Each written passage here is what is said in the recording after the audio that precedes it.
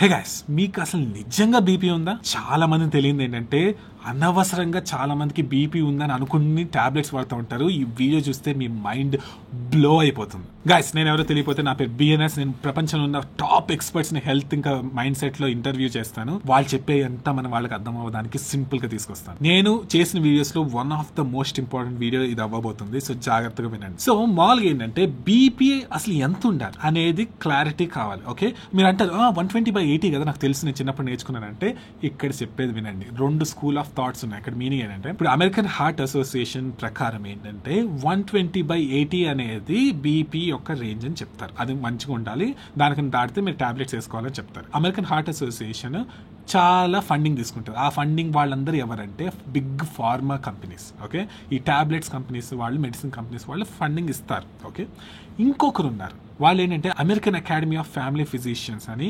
ఏఏఎఫ్పి అని ఉన్నారు. ప్లస్ వేరే వాళ్ళు కూడా చాలా మంది ఉన్నారు. వాళ్ళ ప్రకారం ఏంటంటే కరెక్ట్ బీపీ వచ్చి 140/90. వాళ్ళు అమెరికన్ హార్ట్ అసోసియేషన్ చూసిన ఆల్ స్టడీస్ నే చూశారు, సేమ్ రివ్యూ చేశారు. కానీ వీళ్ళు మాత్రం 140/90 రియల్ బీపీ అని చెప్పారు. ప్లస్ వీళ్ళు అంత ఎక్కువ ఫండింగ్ తీసుకోరు, ప్లస్ ఎక్కువ ఫార్మా వాళ్ళు వీళ్ళు ఇయ్యరు. సో ఎవరి మాట వింటారు? ఓకే, ఇదంతా ఇక్కడ కాదు, ఇంకా చెప్తాను, అప్పుడు మీకు అర్థమవుతుంది. ఇప్పుడు మామూలుగా 120/80 అనేది బేసిక్ గా ఒక బ్లడ్ ప్రెషర్ వాల్యూ. అది జనరల్ గా మెయింటైన్ చేయడం జనరల్ కష్టం. సో అందుకని ఏంటంటే ఒకవేళ దాటితే మాత్రం టాబ్లెట్స్ వేసుకుంటూ ఉంటారు. ఒక్కోసారి ఏంటంటే 2-3-4 టాబ్లెట్స్ కూడా వేసుకోవాల్సి వస్తుంది కరెక్ట్ గా మెయింటైన్ చేయడానికి. ఎందుకంటే అది 120/80 అనే వాల్యూ అలాంటిది. అయితే ఇప్పుడు సైడ్ ఎఫెక్ట్స్ వస్తాయని జనరల్ గా బీపీ టాబ్లెట్స్ కానీ అలాంటివి వేసుకుంటే తెలుసు మనందరికి. ఓకే, ప్లస్ ఇదొకటే కాదు, ఇప్పుడు ఒకవేళ మీకు షుగర్ ఉండి లేకపోతే వేరే ఏమైనా డిసీజెస్ కానీ వేరే దాని గురించి టాబ్లెట్ వేసుకుంటున్నారు అనుకోండి, ఈ రెండు మిక్స్ అయితే వచ్చి ఏం జరుగుతుంది బాడీలో, ఈ రెండు టాబ్లెట్స్ మిక్స్ అయ్యి ఏమవుతున్నాయి బాడీలో అనేది ఏ రీసెర్చ్ లేదు సరిగ్గా. మీకు అర్థమవుతుందా? రెండు మిక్స్ అవడం వల్ల ఏం జరుగుతుందో రీసెర్చ్ లేదు. సో ఎలాంటి సైడ్ ఎఫెక్ట్స్ వస్తాయి కూడా క్లారిటీ లేదు. గైస్, ప్లస్ ఇంకోటి చెప్పేది ఏంటంటే ఇది నేను నేర్చుకున్నది ఎక్స్పర్ట్స్ నుంచి మీకు షేర్ చేస్తున్నాను. ఇది మెడికల్ అడ్వైస్ కాదు, నేను మెడికల్ ప్రాక్టీషనర్ కాదు.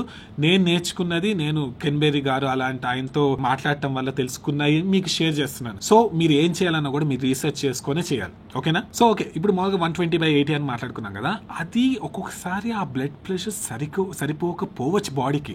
సో ఒక్కోసారి ఇప్పుడు మామూలుగా ఏమైనా బ్లాక్ ఉందనుకోండి హార్ట్లో, ఒకవేళ అంత తక్కువ బ్లడ్ ప్రెషర్ మెయింటైన్ చేసాం అనుకోండి, అప్పుడు ఏమవుతుంది, ఇస్కెమిక్ అయిపోవచ్చు. అంటే మీనింగ్ ఏంటంటే స్ట్రోక్స్ కానీ హార్ట్ కార్డియాక్ ఇష్యూస్ కానీ వచ్చే ఛాన్సెస్ ఉన్నాయి. ఒక రీజన్ ఉంది, బాడీ ఒక విధంగా బీపీని మెయింటైన్ చేస్తుందంటే మీనింగ్ ఏంటంటే ఒక రీజన్ ఉంది, రెగ్యులేట్ చేస్తుంది. టైట్ గా రెగ్యులేట్ ఎందుకు చేస్తుంది అంటే మెయింటైన్ చేస్తుంది ఎందుకంటే మన బాడీకి అలాంటి బీపీ అవసరం. ఒకవేళ మరీ తగ్గిపోయింది అనుకోండి బ్లడ్ ప్రెషర్, మీ ఒక్కొక్క బాడీకి ఒక్కొక్కలాగా ఉంటుంది. ఒకవేళ మరీ తగ్గిపోయింది అనుకోండి బ్లడ్ ప్రెషర్, అప్పుడు ఏమవుతుందంటే తల తిరుగుతూ ఉంటుంది, ఒకసారి కళ్ళు తిరిగి పడిపోయే ఛాన్సెస్ ఉంటాయి. అప్పుడు మళ్ళీ ఇస్కెమిక్ అయ్యే ఛాన్సెస్ ఉంటుంది, అంటే స్ట్రోక్స్ గానీ ఏమైనా వచ్చే ఛాన్సెస్ ఉంటుంది. ప్లస్ ఒకటి అర్థం చేసుకోవాల్సింది ఏంటంటే అప్పుడప్పుడు ఒక బీపీ పెరిగింది అనుకోండి, అదేమి మీకు బీపీ వచ్చేసినట్టు కాదు. అప్పుడప్పుడు ఫుల్ గొడవ జరిగింది, అప్పుడు అలాంటప్పుడు బీపీ ఆటోమేటిక్ ఎక్కువ చూపిస్తుంది. 200 అలా ప్లస్ చూపిస్తే ప్రాబ్లం, కానీ జనరల్ గా ఈ 120/80 దాటి ఎక్కువ చూపించింది అనుకోండి, అప్పుడప్పుడు ఏమంత ప్రాబ్లం కాదని చెప్పారు కెన్బెర్రీ గారు. జనరల్ ఏంటి, ఒక్కసారైనా ఇప్పుడు చెక్ చేసినప్పుడు ఎక్కువ చూపించేసింది అనుకోండి, టాబ్లెట్స్ రాసేస్తా ఉంటారు జనరల్ గా, ఎందుకంటే బీపీ ఎక్కువ ఉంది కాబట్టి అని చెప్పి. కానీ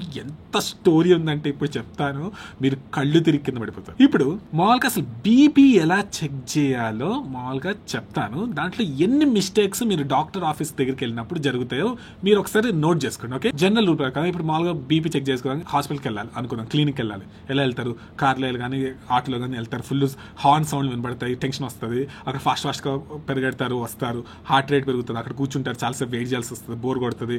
తర్వాత నర్స్ వచ్చి మీతో మాట్లాడుతూ ఉంటారు. తర్వాత ఒక్కసారి ఏమవుతుందంటే స్లీవ్స్ మీదే షర్ట్ మీదే చెక్ చేసేస్తూ ఉంటారు. ఒకసారి పెట్టిన మెషిన్ అది ఉంటుంది కదా, కఫ్ ఈ బీపీ చూసే మెషిన్ టైట్ ఉంటుంది ఒక్కోసారి, అలా ఉండొచ్చు. తర్వాత ఏంటంటే ఫుల్ చల్లగా ఉండొచ్చు, అక్కడ ఏసీ వేసి ఉండొచ్చు. తర్వాత అచ్చటి వాష్రూమ్కి వెళ్ళాల్సి ఉండొచ్చు, కానీ అక్కడ మళ్ళీ వాష్రూమ్ ఎందుకు వెళ్తాంలే అని చెప్పి అక్కడ బీపీ చెక్ చేయించుకుంటారు.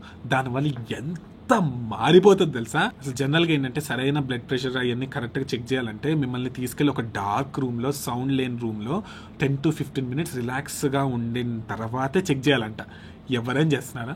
సో ఇప్పుడు నేను కొన్ని చెప్తున్నాను కదా, ఇన్నిసార్లు చెప్తున్నా అంటే అర్థం చేసుకోండి, మైండ్ బ్లో అయిపోతుంది. ఒకవేళ మీరు రష్గా వచ్చేసి స్ట్రెస్ అయిపోయి వచ్చి చెక్ చేయించుకున్నారు అనుకోండి, మీ బీపీ ఎంత పెరిగి చూపిస్తుంది తెలుసా? 50 millimeters మెర్క్యూరీ పెరిగి చూపిస్తుంది. ఆ మెషిన్ లో 50 points ఎక్కువ చూపిస్తుంది. అలా ఒకవేళ వచ్చి చెక్ చేయించుకుంటే. ఒకవేళ మీరు వాష్రూమ్కి వెళ్ళాలి, అర్జెంట్ గా వెళ్ళాలి అని ఫీలింగ్ వచ్చి బ్లాడర్ ఫుల్ గా ఉన్నప్పుడు చెక్ చేయించుకున్నారు అనుకోండి, 10 to 20 పాయింట్స్ ఎక్కువ చూపిస్తుందని తెలిసింది. తర్వాత కాళ్ళు ఇలా క్రాస్ పెట్టుకుని కూర్చొని, అంటే కాళ్ళ మీద కాళ్ళు వేసుకుని కూర్చొని, తర్వాత ఒకవేళ కాళ్ళు మీకు నేలకి టచ్ అవ్వకుండా కూర్చున్నారు అనుకోండి 2 to 8 పాయింట్స్ పెరుగుతుందని తెలిసింది. కాఫీ తాగొచ్చారనుకోండి 5 to 25 పాయింట్స్ పెరుగుతుందని తెలిసింది. ఒకవేళ కొంతమంది ఎక్కువసార్లు కాఫీ తాగొచ్చు, అప్పుడు ఇంకా పెరుగుతుంది. ఒక చల్ల రూమ్ లో ఉన్నారనుకోండి 2 to 10 పాయింట్స్ పెరుగుతుందని తెలిసింది. ఒకవేళ నర్స్ మాట్లాడుతూ ఉంది అనుకోండి తీసేటప్పుడు, మీరు సరిగ్గా టాబ్లెట్స్ వేసుకుంటున్నారా, మీకు హిస్టరీ ఏంటి, మీరు ఏంటి, ఎక్కడ ఉంటారు, అలాంటి అడిగారు అనుకోండి అప్ టు 10 పాయింట్స్ పెరుగుతుందని తెలిసింది. తర్వాత మెషిన్ సైజ్ మామూలుగా అందరికి, కొంతమంది పెద్ద చేతులు ఉండొచ్చు, అలాంటి వాళ్ళకి సరిగ్గా లేదనుకోండి 2 to 10 పాయింట్స్ పెరుగుతుందని తెలిసింది. అసలు మామూలుగా చెప్పుకున్నాం కదా, ఒక రూమ్ కి తీసుకెళ్లి క్వైట్ గా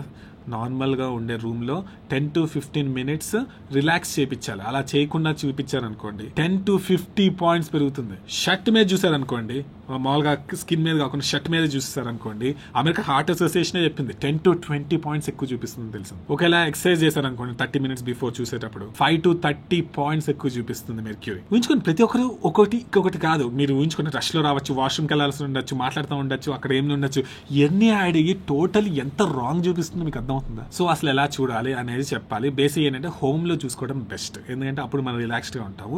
యూరోప్ లో కూడా క్లినిక్స్ చాలా వరకు హోమ్ లో చూసుకోమని చెప్తారు. ఎప్పుడైనా అక్కడికి వచ్చి మరీ ఎక్స్ట్రీమ్ గా ఉంటే తప్ప చూడరు. సో రూల్స్ చెప్తాను, ఎలా చెక్ చేసుకోవాలి, అసలు మీ రియల్ బీపీ ఏంటో తెలుసుకోవాలి. ఏంటంటే మనము ఒక రూమ్ లో లైట్స్ ఆఫ్ చేసి 10 to 15 మినిట్స్ రిలాక్స్డ్ గా కూల్ గా కూర్చుని ఉండాలి. ప్లస్ వాష్రూమ్ కి అవన్నీ వెళ్ళేసి రావాలి. అవన్నీ తర్వాత అప్పుడు చెక్ చేసుకోవాలి. ఓకే, చెక్ చేసుకుని నోట్ చేసుకుంటారు కదా, తర్వాత 12 hours తర్వాత సేమ్ ప్రాసెస్ రిపీట్ చేసి మళ్ళీ చెక్ చేసుకోవాలి. ఓకే, అలా ఒక వాల్యూ వస్తుంది. అలా 7 to 14 days, 14 days అంటే కొంతమందికి కుదరకపోవచ్చు, 1 week ప్రతిరోజు అలా చేసి వచ్చిన వాల్యూస్ ఉంటాయి కదా, దానికి యావరేజ్ చూస్తే అది మీ రియల్ బీపీ యొక్క వాల్యూ. ప్లస్ ఇంకో మోస్ట్ ఇంపార్టెంట్ ఏంటంటే స్లీప్ సరిగ్గా పోకపోయినా 5 to 30 points millimetre of mercury ఎక్కువ చూపిస్తుంది అని చెప్పి తెలిసింది. సో స్లీప్ కూడా సరిగ్గా ఉండాలి. ఓకే, సో ఈ 7 days మీరు ప్రతిరోజు అలా చూసుకుని మీకు వాల్యూస్ వస్తాయి కదా, 7 వాల్యూస్, దాన్ని యావరేజ్ చేస్తే అది మీ రియల్ బీపీ వాల్యూ.